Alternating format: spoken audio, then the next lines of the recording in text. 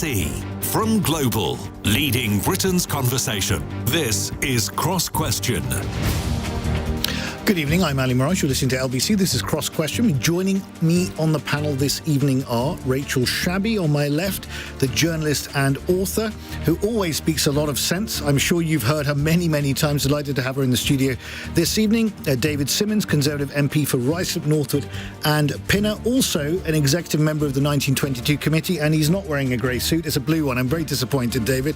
And also Alex Phillips, policy advisor for Reform UK and former MEP for the Brexit Party. We don't have Siobhan McDonough, but that gives more space for us to talk about many, many things with our panellists tonight. And you might want to ask our panellists about Prince Harry claiming that both the press and the government are at rock bottom. Is he right? Should he really be making a comment like that anyway?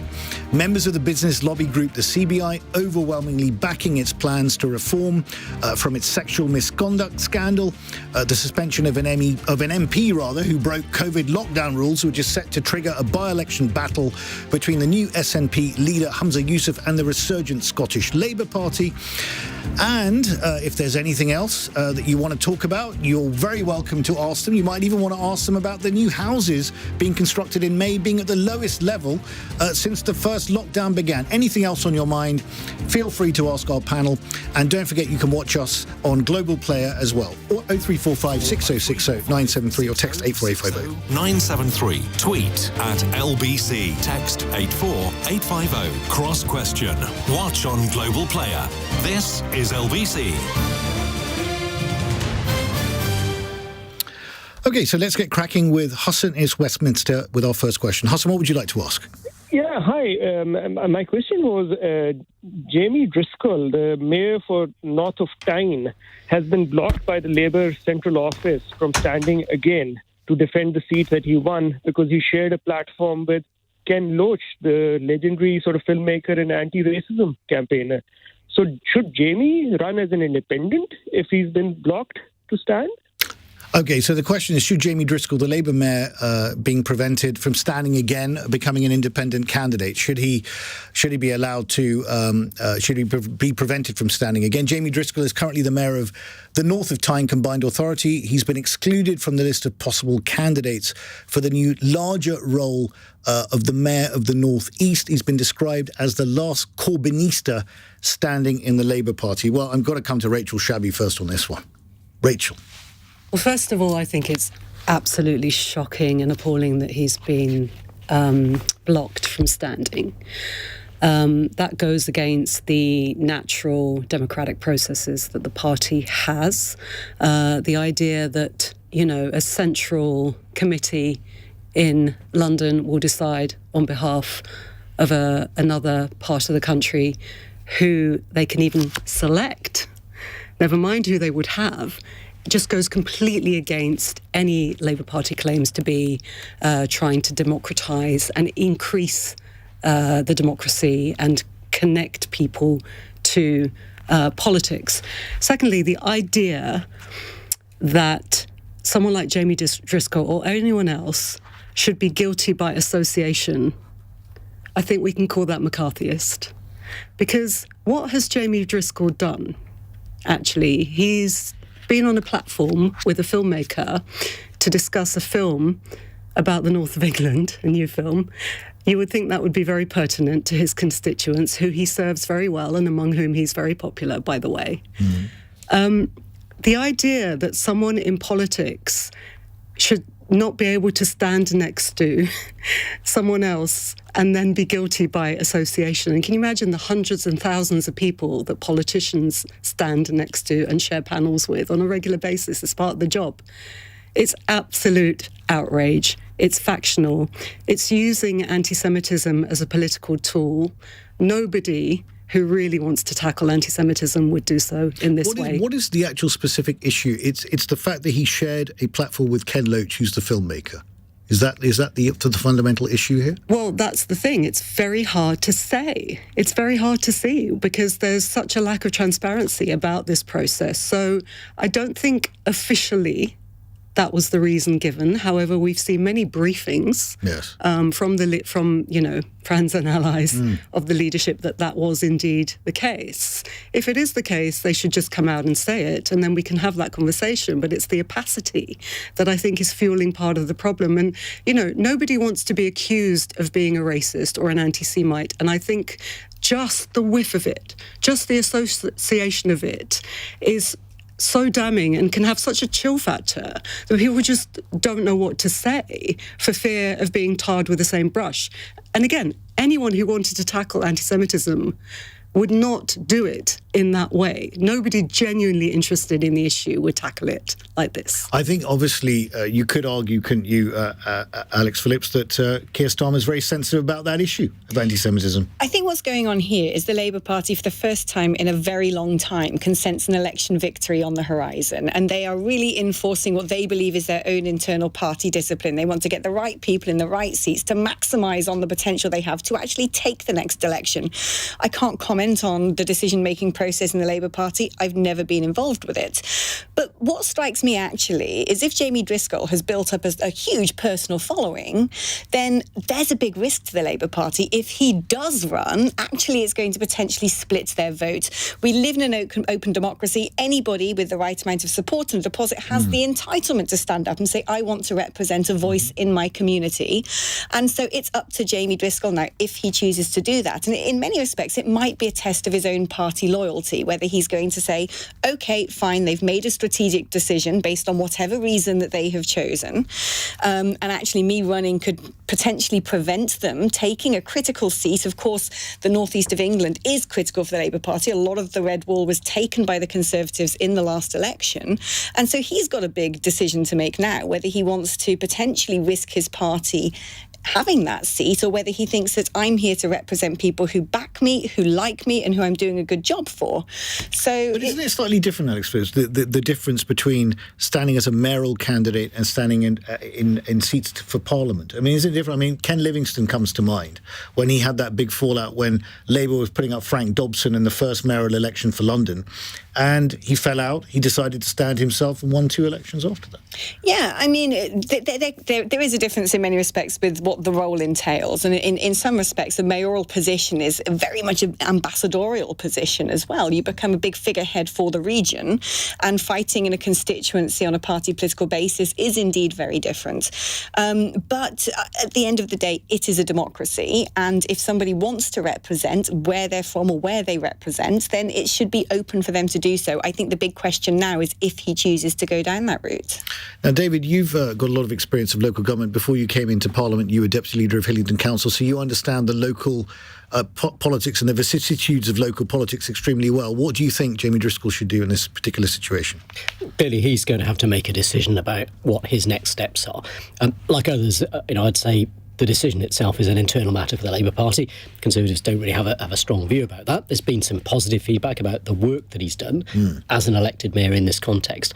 But clearly, as Alex has described, the Labour Party is facing an issue. It's seeking to put its house in order. They've got a number of characters they've got to deal with. There's been a suggestion, for example, that Jeremy Corbyn might decide to run in the London mayoral election, having been excluded from being a Labour candidate in his own constituency. All of those things will have an impact on the Labour Party's prospects of capturing seats that it hopes. And of course, from my party's perspective, we'd rather like that to happen. We'd like to see those people who are well-known figures in their community standing on an alternative platform. But clearly, we need to kind of recognise the fact. I think we're all spectators to this.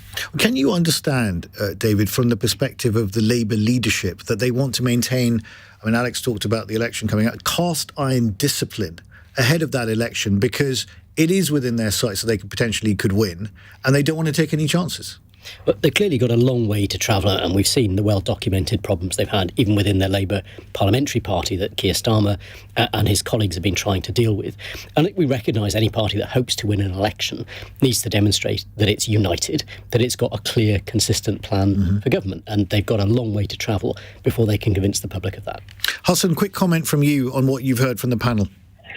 Look, I think I really liked Rachel's view. I think this is essentially about, do you want local people to decide who their candidates are, or do you want to parachute in people who have no credibility from a centre office? And I think one of the pledges that Starmer had made, one of the many pledges that he's abandoned, is that he would bring empower the local electors. So he's going back on this pledge. And I think there is a real risk that people like Jamie, people like Corbyn and others could actually stand on their own and win or split the vote. Rachel, I mean, do you think that's a fair point that Hassan's making? That, I mean, if that was to happen, that would be an absolute disaster for the Labour Party, wouldn't it? I mean, they would completely backfire, this tactic. It might backfire in that it would give them a lot of unwanted attention on that issue rather than what they want to present ahead of an election in a campaign. But I do think, we have to look at a much wider point here when we look at this is part of a pattern for Labour. And so when we look at the selection for parliamentary candidates that's taken place over the last year, you look at the kind of people who've been blocked, again, for factional reasons, the kind of people, the quality of people, very local community organisers, trade union organisers, people who really are part of the community, of the constituency that they seek to serve. Now, for Labour to say, we don't give a stuff about that, what message is that sending to people whose votes they are seeking in the next election? But is that any different, Rachel, to what would have happened under Blair when it was also quite tightly controlled as well? Well, it's interesting you say that. Message discipline, isn't it? It's really interesting you say that because I've spoken with a lot of people about this. Right. And so many have said, look, I've been around politics for decades. Blair was nothing like this. This is so much worse than Blair. Blair wasn't as threatened by the left, and he actually didn't seek to, expel and purge to the same extent, as we can see, because we have quite a few left MPs in Westminster today that are a legacy of those years. Alex, let me just ask you, because you've obviously had experience of a number of different parties in the sense that you were in UKIP, you've also in the Brexit Party, you've also been in the Conservatives. You've seen how different parties address the issue of discipline.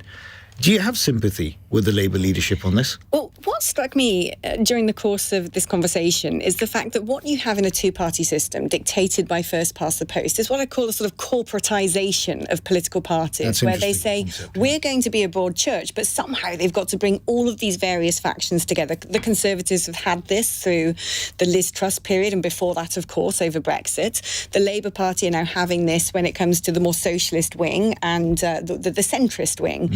And what we're seeing now is both parties drifting back towards the centre, which opens up the space on either flank, and we could be up for another political ruction very soon. I mean, if you want, I think, really proportionate representation, then you need to open the field out to other parties, and then you'd end up having parties standing for ideological purposes and not doing the whole party-first idea, which is why I think it becomes a sort of corporate machine. It thinks about the business before it thinks about what it wants to deliver. It's interesting that you mention about there could be another ruction, because the ruction happened with Brexit, but the party system still survived. So that realignment's still going on, but there hasn't been really the emergence of a big third party. You could say the Liberal Democrats coming back a bit, but it's not as if Reform UK or the Brexit Party really acquired that many seats. Yeah, and I think a lot of that is due to the fact we have a first past the post system, and so the idea is, what is the point in giving these other entities attention when electorally they're not going to make any significant breakthrough? I do think that there's still a few cards to play, certainly by my party, and let's see if that happens. But, when you read certain texts that have come out lately, Matt Goodwin's latest book, where he talks about this disconnect between the public and the established parties, it's very clear to me out there, people are very discontented. They don't really see themselves reflected either in the Labour Party or the Conservative Party, which always happens when they start congregating in that middle ground. So I think the appetite is there to diversify. Well, we do hear that a lot from listeners as well, that many people at the moment feel politically homeless. So I think it's a fair point to make. So if you'd like to ask our panel on Cross Question a question this evening, you know what to do. The number is 03456 60973. You can text on 84850. You can ask Alexa very politely to send a comment to LBC. You're listening to Cross Question on LBC. It's 8:17. This is LBC.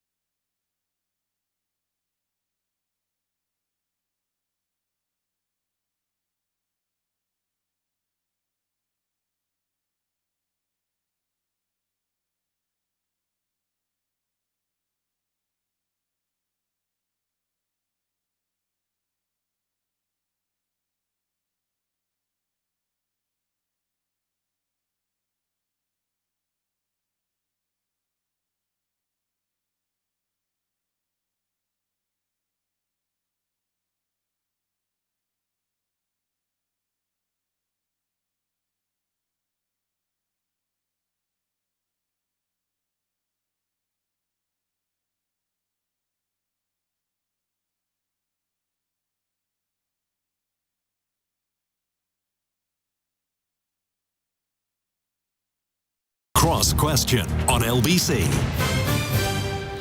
You're listening to Cross Question with Ali Miraj and the panel, which comprises Rachel Shabi, the journalist and author, David Simmonds, the Conservative MP for Ruislip, Northwood and Pinner, and Alex Phillips, policy advisor for Reform UK and a former Brexit MEP. A text question has come in from Albert in Croydon. Do the panel think Prince Harry is just being vindictive against the media and using every opportunity to have a go at them? To a little bit of background for you on this, in his witness statement to the High Court today, the Duke of Sussex claimed that tabloid newspapers painted a bad boy image of him and would try to coax him into living up to that image, describing those media practices as utterly vile. He also talked about the fact that he was in love with Chelsea Davy and it really hampered his relationship as well. Alex Phillips. I don't think the word vindictive is right. I think it comes from a place of great pain. I mean, none of us know what it's like to have, walked even a metre in his shoes and be brought up in a goldfish bowl where everything that you're doing is being analysed and amplified and critiqued.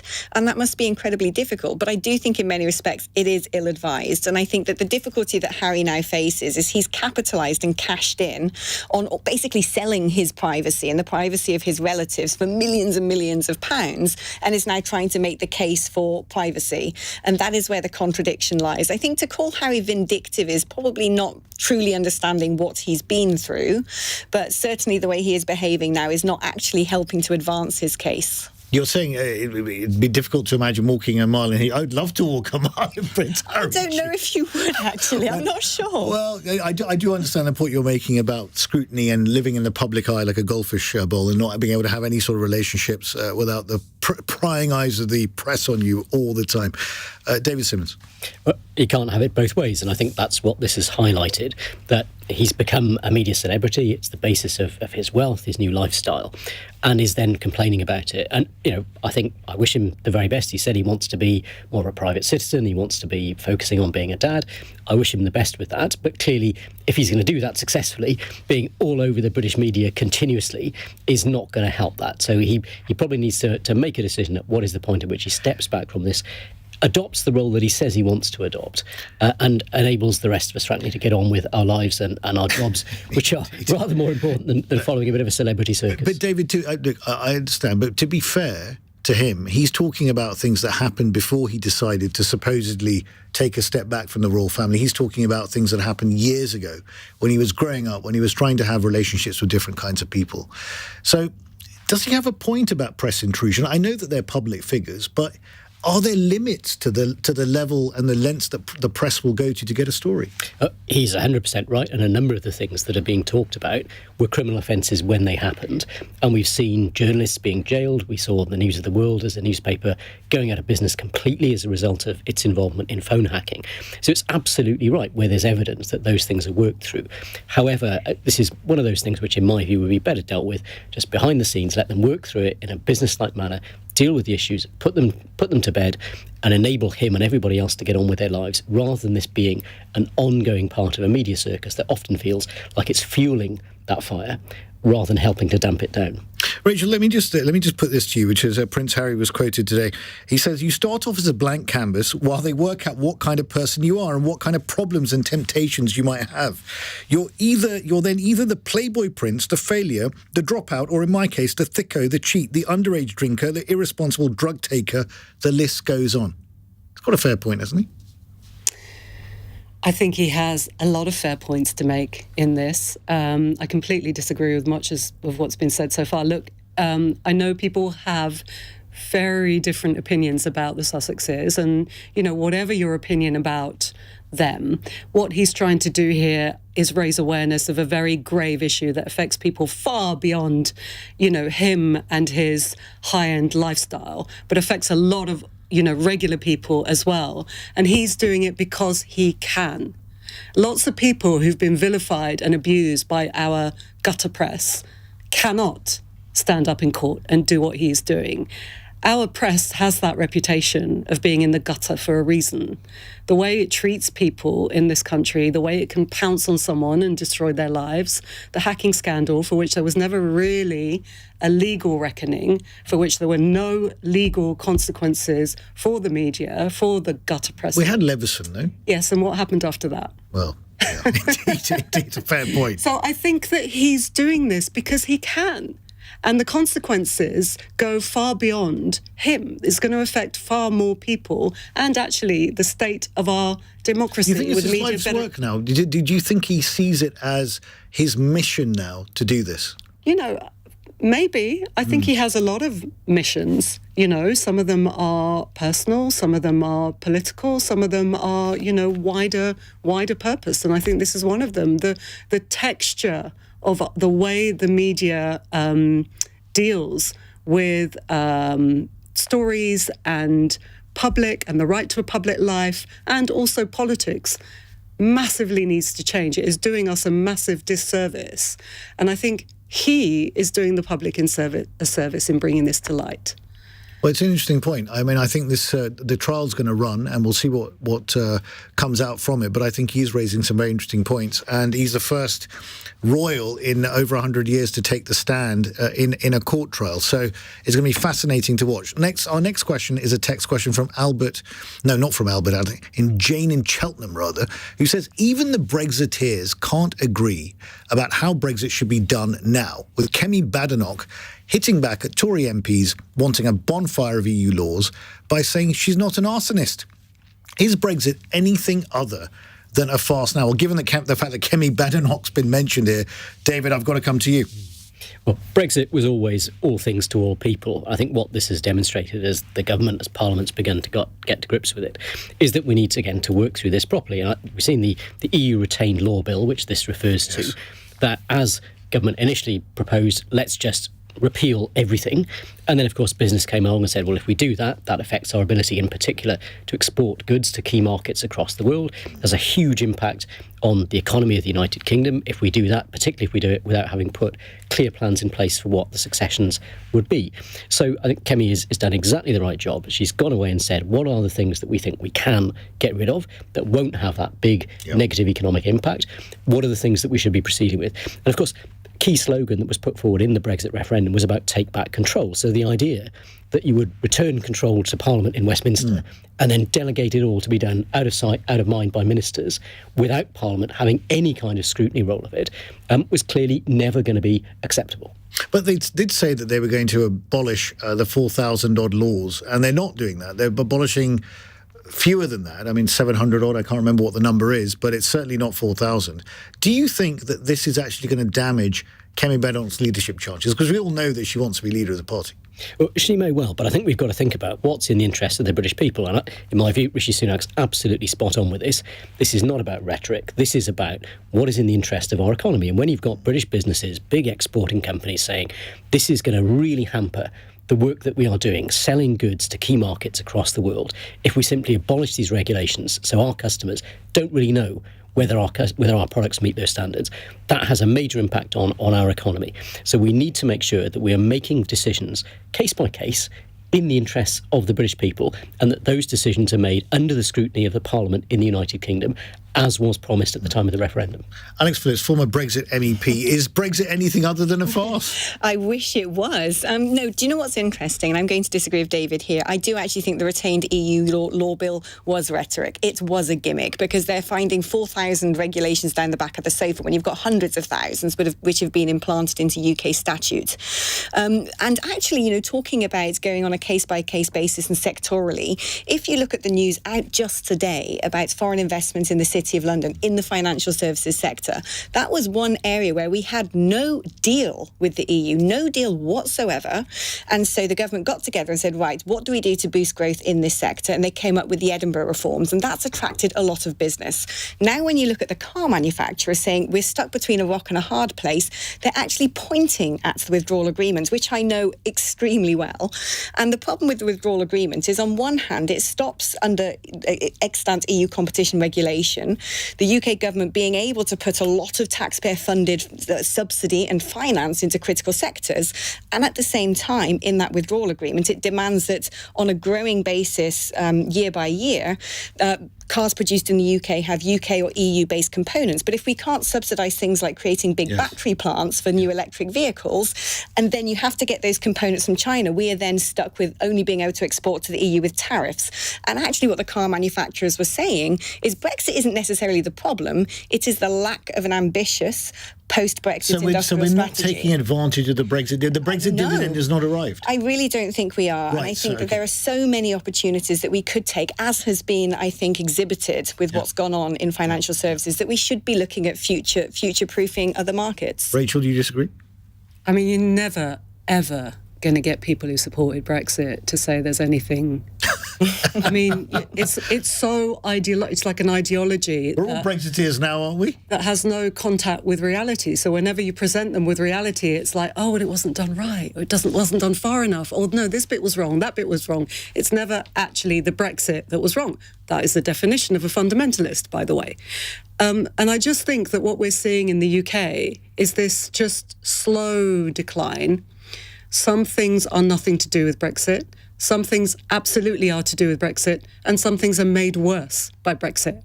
And it's this combination of all those three things that has got Britain in this kind of horrible, and it's just become faded and downward, in a downward spiral. Everything is worse. And you just think, well, how on earth are we going to pull out of this, the slowest recovery in the G7, when Brexit keeps exerting this drag, not just in terms of economic reality, but in terms of the political reality of it constantly obsessing the Conservative government, who do nothing in the public interest, by the way, when it comes to Brexit. Yep. All it does is feed this big spat that you're having and taking the country down with us while you're having it. Alex, faded, a downward spiral, worse. I totally agree, and I actually think part of the managed decline was giving up sovereignty and giving up bespoke personal ambition on behalf of the country to an entity that can't think in terms of what's best for the British people. And what the British people voted for very clearly, whether it's regarding immigration, agriculture, whether it's regarding manufacturing, what they wanted was a parliament that is energised and suddenly says, we have our hands on the levers of power and we're now going to work for you, the British people, and not essentially co-opt that work to unnamed faces and unelected bureaucrats in Brussels. It's very clear. And yes, of course, a transition this large, realpolitik comes to bear. But like I said, just today, when you look at the great success story of the City of London because we've left the EU, then I say, why cannot we replicate that with an innovative, creative, ambitious Britain first policy agenda to move us into the 21st century? Well, the EU is a declining market by GDP globally. That is undeniable. And we need to be thinking far greater than just allying ourselves within the confines of Europe. Well, you made the point very strongly. And the consensus is broken out on the panel here in terms of, well, David's got to try to find line, of course, but general consensus that Brexit hasn't really delivered on either side. No one's really particularly happy about it at the moment. So if you want to get a question into our panel on Cross Question, you know what to do. Call 0345 6060 973. You can text on 84850. You can ask Alexa to send a comment to LBC. You're listening to Cross Question on LBC at 8:32. The news headlines with Charlotte Morgan. The Duke of Sussex has told the High Court newspaper articles about his life have cost him friendships and led to tensions with his family. Prince Harry believes his phone messages have been hacked by Daily Mirror journalists since he was a teenager, something its publishers deny. A state of emergency has been declared in Ukraine, where a dam in the Russian-controlled region has been blown up. Both sides are accusing each other of destroying the hydroelectric structure. And a shock merger has been announced, boosting Saudi Arabia's involvement in elite sport. The PGA, DP World and Saudi-backed Live Golf Tours will combine their commercial businesses into a new company. LBC weather, the odd spot of drizzle in the far north of Scotland overnight, dry and clear elsewhere with a low of 5. This is LBC.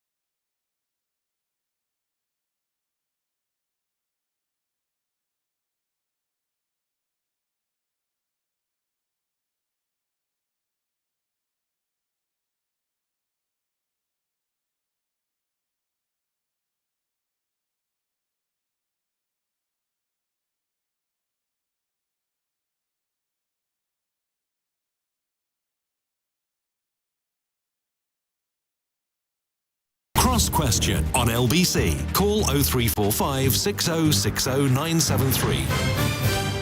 You're listening to Cross Question on LBC. It's 8:36, and I'm joined by a stellar panel comprising Rachel Shabi, the journalist and author, who, by the way, Ian Dale, who I'm sitting in for, ranked as, back in 2017, number 30 in the top 100 most influential people on the left, which was a big upscale. I'm still surprised, Rachel, that it wasn't number one, because we've been on many panel discussions together, and you always get the better of me. I was robbed.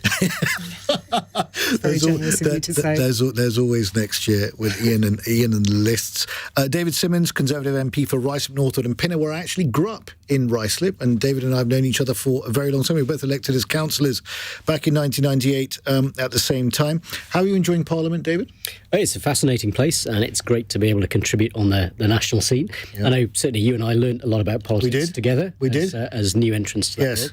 And it's great that we're still in touch. Indeed, and you're also on the 1922 committee, so you have a lot of power when it comes to far less than you do in the media, I think, Ali. Indeed. And Alex Phillips, policy advisor for Reform UK and former Brexit MEP. Are you enjoying being in the Reform Party now? Yeah, I love it, and it's a constant work of frustration. It's a labour of love. It's being in politics for absolutely the right reason, not for glory, but for wanting to change things. Indeed. Well, the next question comes from, I think it's Anthony in Staines, actually. Anthony, would you like to ask your question? Yes, good evening, Ali, and good evening, panel. Here's my question. Could a midsummer reshuffle save Rishi Sunak's sinking government? Alex. I am so over reshuffles. Have we not shuffled around enough? I mean, I was listening to a comedy programme the other day, and someone said a year, otherwise known as, 3 different prime ministers and a change of monarch. I mean, it is, you do feel like there's constantly chopping and changing at the top. And I actually think if you want policy to bed in, if you want civil servants to work properly with the government leader, with the cabinet minister, then constantly reshuffling doesn't help that. It doesn't help you build a legacy. And we've now had 13 years of Conservative government and not much legacy to show for it, because the huge difference between the Cameron years and then the Boris Johnson period, the Liz Truss accident, and now Rishi Sunak, there doesn't seem to be a forward compelling motion of travel. And I think that's all down to this constant changing of leadership and constantly changing the agenda. What I would quite like to see, whichever government we have next, is a bit of continuity and sticking to an ideology to see if it's actually going to work. Do you think the quality of people who are going into Parliament now, I mean, you've been involved in various parties, as I said before, and run for office. Do you think the quality of people going into public office is where it needs to be? Do you know what I do think is now so much of our politics is dominated by graduates from a certain background, and what we've very much lost is the working class voice and working class representation. People who really get that, not just people who sort of say I've got some sort of heritage from a working class background, but actually now I've made good and I went through the university system and I worked in Goldman Sachs or as a PR person or whatever. But someone who really actually is that and stands up for it. What we have lost, and actually if you look at the statistics of representation in Parliament, even in the Labour Party, you've now got fewer than 20 MPs who one could consider categorically working class, and yet that's supposed to be the party that represents them. Yep. What I would like to see is broadening that and actually having a more open house and not just having a load of suited professionals. And more people from Gloucester as well, probably. Oh yeah, Jane and Cheltenham though, we had differences in politics, but I consider her a neighbour. Indeed. David, look, he's 14 points behind at the moment, Rishi Sunak. He was doing quite well, but all the metrics are going in the wrong direction. He's an ex-banker, focuses on key performance indicators. They're not going well. Well, I think when we look at what the Prime Minister has set out in terms of priorities, what he's talking about are the things that matter to the country, and that people will see making a difference in their day-to-day lives. But will a midsummer reshuffle help? And I'm not convinced. I agree with Alex on this point. I think people are a bit sick of politics being like a drama series. They want the government getting on with the job. And Rishi Sunak, you could say it's quite a boring thing, but as you and I know from our local government background, sometimes having boring politics that makes a really good, positive difference that people see and feel in their lives is exactly what the voters want. But you've also got to sell a vision, haven't you? You've got to captivate people. I think it's very clear, particularly after the period that we've been through. We've had the COVID pandemic. We've obviously had all the rows that went on in politics about Brexit just before that. Then we've had a cost of living crisis driven almost entirely by Putin's decision to invade Ukraine and the economic consequences that's had. So I think most voters recognise that the government is dealing with a fairly unusual, pretty much unprecedented set of challenges. And what they want to see is that they've got a government that is focused, has the right instincts on what are the things that really help the economy, what are the things that put more money in people's pockets. The economy is the thing that overwhelmingly makes the difference to the vast majority of people's quality of life, and that is exactly what Rishi Sunak is doing. So no reshuffle, and what about a change of leader? I have to ask, you're on the 22 committee, come on. I don't see any prospect of that. And I think it comes back to this point. People are a bit sick of the drama. What they want to see is, after a period where British politics has been paralysed by divisions over Brexit initially, then about response to the COVID pandemic, lots and lots of people arguing and shouting and refusing to work together. They want a sense that government and Parliament is focused on what are the needs of the country at this time, how are we going to deliver that? And as a Conservative, what I believe is that we should be approaching things in the right way. We should approach sound financial management of the country. We want to make sure that the economy is prioritised, because that makes the big difference to people's quality of life, and it funds public services that others may depend on. Those are the things that will make the long-term difference to the quality of life of people in this country, and I think that is what we should be thinking about. Rachel, do you think a midsummer reshuffle can save Rishi Sunak's premiership? I don't think anything is going to save Rishi Sunak's premiership. And I think, look, you've had 13 years to do all those things that you've said you want to do. They're just words. And people are not idiots. You say, oh, this is unprecedented, pandemic, Ukraine war. We can see that other countries have a quicker recovery. What's the factor that other countries don't have that we have? It's you lot. That's the thing that's making our recovery sluggish and the worst in the G7. But isn't he doing better, Rachel? Whatever you think, I mean, and it has been a very turbulent period, let's put it politely, in British politics. We're on our third Prime Minister since the last election now. Third Conservative Prime Minister. Indeed. I mean... No, indeed. We didn't vote for two of them, by the way. That's also true. But do you not think he's actually restored some stability and respect to the office? Sorry, it's a no bars. sorry. I don't even know. Is that a serious question? Are you seriously asking me, do I think that he's performed the bare minimum of competence when compared to Boris Johnson? I mean, seriously, that's not even a bar, is it? It's a fair point. I wouldn't have expected you to say anything out there. David, you want to come back? I think when we look at what's going on in the economy, and in particular the fact that we've got a very, very high level of employment, that in constituencies like mine across the rest of the country, that's helping households, it's helping people to get through the financial challenges. We have a lot less people dependent upon benefits than we did. There's been a transformational change in that side of the economy. We've seen a great development in new industries, new technology, progress around net zero. We are way ahead of the G7, indeed way ahead of the G20 in the extent to which we are reducing our carbon emissions per capita through the government's policies. And of course, going into the COVID pandemic, we had a much, much less debt as a country than the Conservative government had inherited from Labour. Due to that painful austerity, Rachel, you're not buying. We were in a stronger position going to that than we've been before. Oh, it's pathetic. I mean, you know, because you live in this world, you live in Britain, you know what people are dealing with every single day, and you know that what you've just said has got zero contact with the reality that people experience every day. Look, there's no way that we can do anything useful to people in a country with the most rampant level of wealth inequality. And by the way, all the Conservatives have been for the last 13 years as a wealth delivery system to your mates and the richest in this country, hence the wealth disparities that have widened over 13 years. You've got to redistribute wealth. You've got to but you've got to tax wealth. You've got to tax unearned wealth. Well, that's going to be... And the only way you're going to actually make any difference in the economy is if you do that. You won't do that because your mates and your donors don't want you to. Well, it'll be an interesting point when we'll see what happens with Keir Starmer's tax policy. Anthony, very quick comment from you on what you've heard. Yes, well, Rachel made me laugh because I think it's the truth, but I do worry about Rishi Sunak with his connections with water, swimming pools, barges, and scrambling around on that boat yesterday in those boots. So, I'm really worried for him. Well, to be fair to him, he was on a rigid inflatable boat and he was out there going and seeing what was doing. I mean, I thought he was applauded by the Coast Guard for actually wanting to do that. But Anthony, do you think it will save him quickly? No, I think he's got too many people eyeballing his job. Boris, Jeremy Hunt, and the Home Secretary. I think there are a lot more than those, actually, Anthony. But anyway, thank you very much indeed for your call. So you're listening to Cross Question on LBC. Still time to get a comment or a call in if you want. 0345 6060 973. Text on 84850. Ask Alexa to send a comment to LBC. This is Cross Question on LBC. It's 8:46. This is LBC.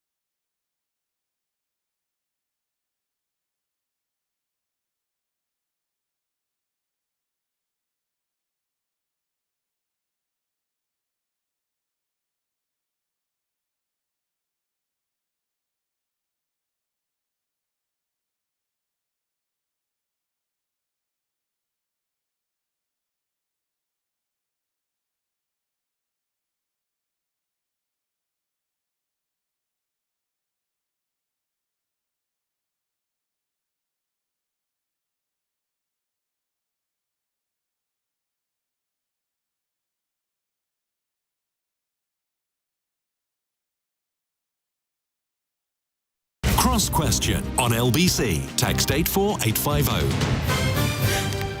It's Ali Miraj on Cross Question with my splendid panel. Rachel Shabi, the journalist and author, David Simmonds, the Conservative MP, and Alex Phillips, the policy advisor for Reform UK and a former Brexit MEP. Our next question is a text question from Andy in London. After scientists found that the COVID lockdowns had a negligible impact on actually saving lives from the virus, do the panel think they were a mistake and did more harm than good? Now, just a bit of background here. Researchers from Johns Hopkins University in the US and Lund University in Sweden compared the strict lockdown measures in England and Wales with much more relaxed measures in Sweden and concluded that the deaths saved were a drop in the bucket compared to the staggering collateral costs imposed, and that lockdowns were a policy failure of gigantic proportions.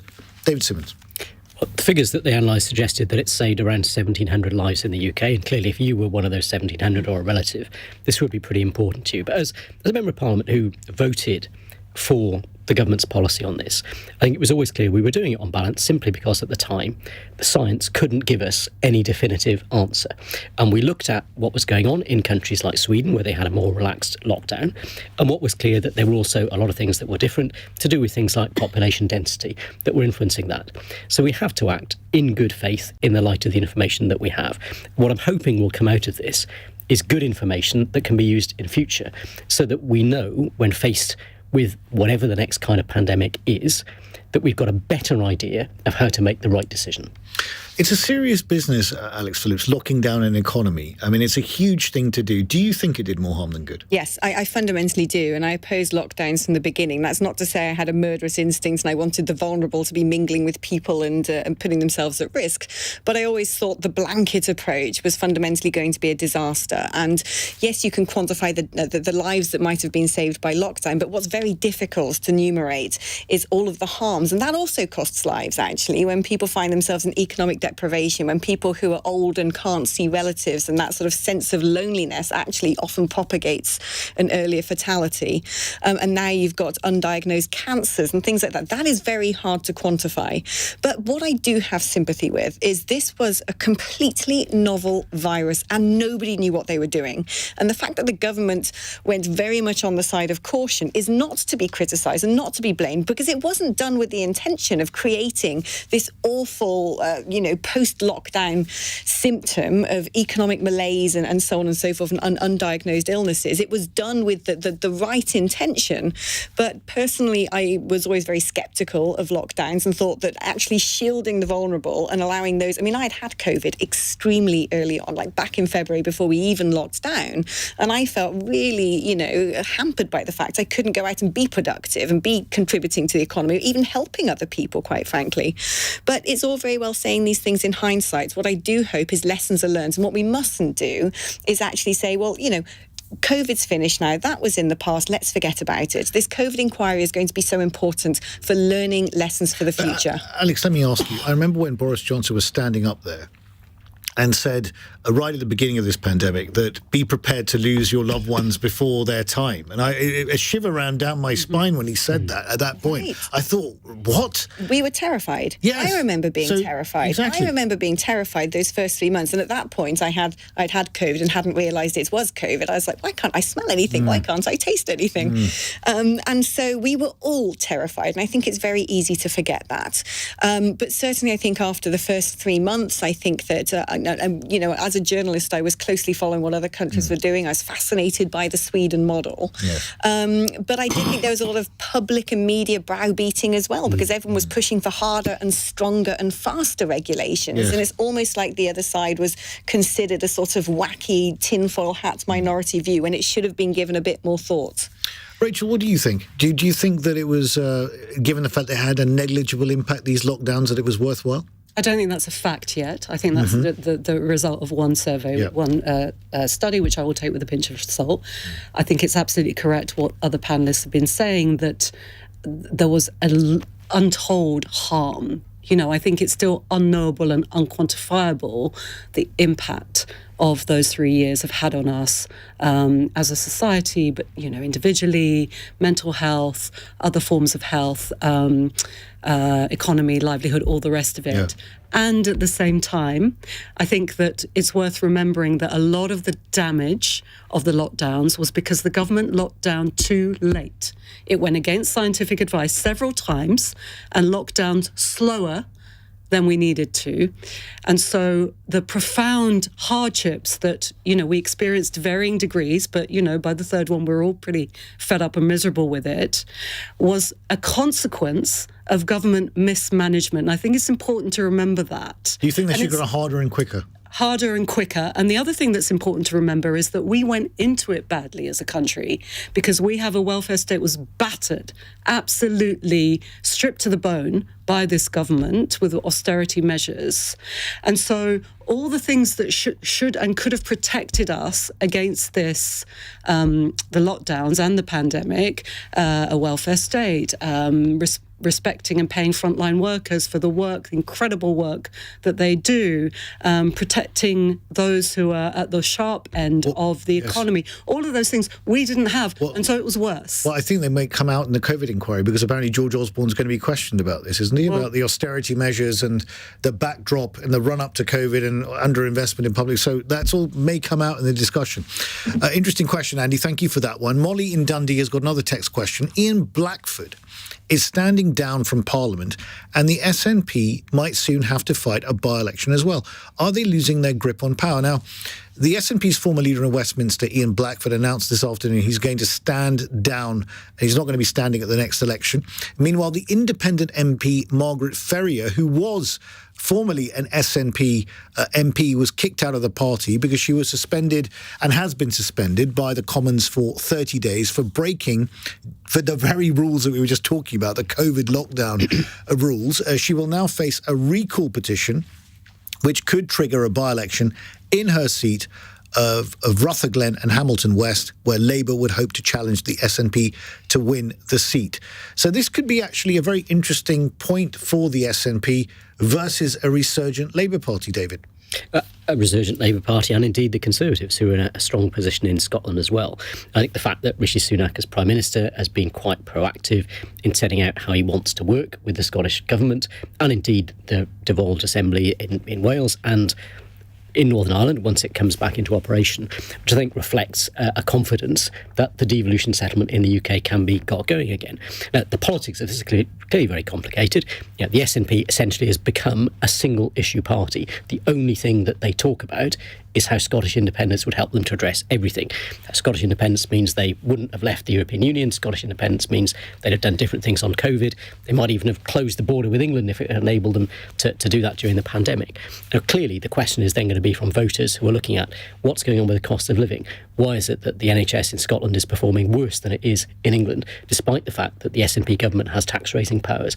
Why is it that the education system in Scotland is falling behind that in England? Well, Hamza Yusuf's under all of those pressure, things are going to be challenged they've got to face. Yeah, and they'll need to show either that they have answers to that, or the voters will begin that process of looking at solutions from other political parties. Alex Phillips, is it all over for the SNP? Is it looking dire? Well, it's interesting, isn't it, the sort of grand fall from power. And I think what this reflects is what happens when the health internally in a party isn't good, that eventually it starts to show externally. Doesn't it show dominance by one person as well? Is never good for a party. This is it. I still want to know why Nicola Sturgeon's garden was being dug up. I mean, no one told us what that was about. But, there was a lot of talk above the border of, what quite was going on in the SNP and things being swept under the carpet and so on and so forth. And it seems that the hens have really come home to roost. Yep. I disagree, in the sense that they're a single-issue party, because arguably one thing that had a big shift when it came to the popularity of the SNP was them striding straight forward into the culture wars. That really changed a lot of people's opinions. But they definitely have a battle on their hands. They've basically run Scotland like a one-party state. I don't think many Scottish people are really seeing the dividends of SNP leadership, and I'd imagine the Labour Party are rubbing their hands together with glee, because that is basically for them to play for now. Labour Party rubbing their hands with glee, Rachel? Potentially, yeah. I mean, I do think that one of the problems with the SNP is that they became the establishment party. Yes. Right, because they were there for so long, and that was my impression, speaking to people in Scotland of how and these would be people who supported the SNP. And by the way, I don't think it's at all, or was at all, about only being about Scottish independence. A lot of the appeal of the SNP was on socio-economic platforms that were very distinct from Labour, to the left, but distinct from Labour. Yep. Now, what that turns into now, I don't know, especially with what we were talking about before, about all the parties converging into the centre and all looking the same. I wonder if a casualty will be, the sort of voter apathy that I certainly worry about with England as well. Indeed. Now, the fun question, always my most enjoyable part of the whole entire evening. This is from Samuel in Barnstable. He says, stats show that kids are ditching playing the recorder, teachers are blaming the pandemic and fears of spreading viruses. Which instrument did you play at school? Did any of you keep playing it into adulthood? Alex Phillips. Well, I started off on the recorder. It's the gateway drug, if you will. And I think long live the recorder, because when you're 5 years old, you can play Three Blind Mice. It feels like a grand achievement. I then was introduced to the piano. My brother was an absolute maestro. intro and got to grade 8 by about the age of 12 or something, and it took me up until the age of 18 to just get to grade 5. I have a piano in my house. I do sometimes play it, normally when I'm a few tequilas down and think I'm probably going to sound good. But I did have an intermediate period on the violin, and that's not recommended unless you're musically very good. Indeed. David Simmonds. I have no musical talent whatsoever, but like Alex, I started out with a recorder. I think it was compulsory when I was at school. I can say from personal experience, children are certainly learning it today, as I hear it quite a lot in my home as well. But these days, I remain in awe of your DJing skills. I think that's the pinnacle of musical achievement. Indeed. Rachel. I do think, I also played the recorder. I do think it's quite an unpleasant instrument to listen to because it is quite, screechy, tonally screechy. But I also played piano and did that total university cliche thing of playing a bit of guitar then. Yeah. But I actually really loved playing the piano, and if I had room for one, I definitely would. Well, I would recommend you all take up DJing. SL1210 Technics are the best, or Pioneer CDJ 2000 Nexuses. You can't go wrong. What a fantastic panel we've had. I'll explain later offline. Fantastic panel. Thoroughly enjoyed the discussion. Thank you very much indeed to Rachel, to David, and to Alex for joining me this evening. Now, coming up.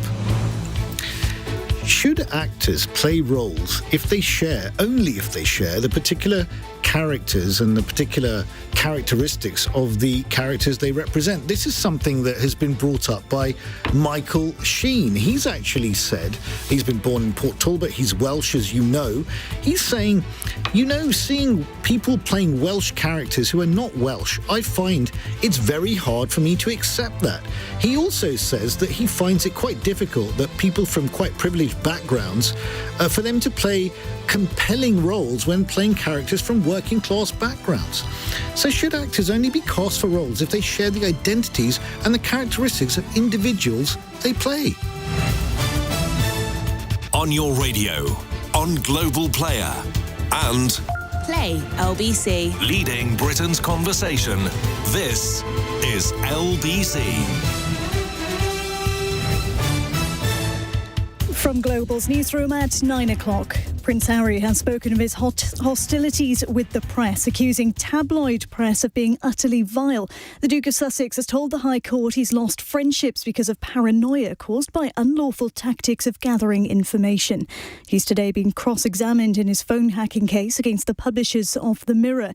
Royal commentator Caroline Frost has told LBC he's not holding back. He is obviously in the nothing to lose bin these days. He calls himself as a soldier that wants to uphold good values. He sees himself on a crusade to right the wrongs of the British press, not just recently, but over the last 20 years. The MGN Group denies hacking Prince Harry's voicemail to help them generate content. Villages have been flooded, residents have been evacuated, and crops have been swamped after a dam in the Dnipro River in Ukraine was destroyed. Moscow denies it's to blame, while US intelligence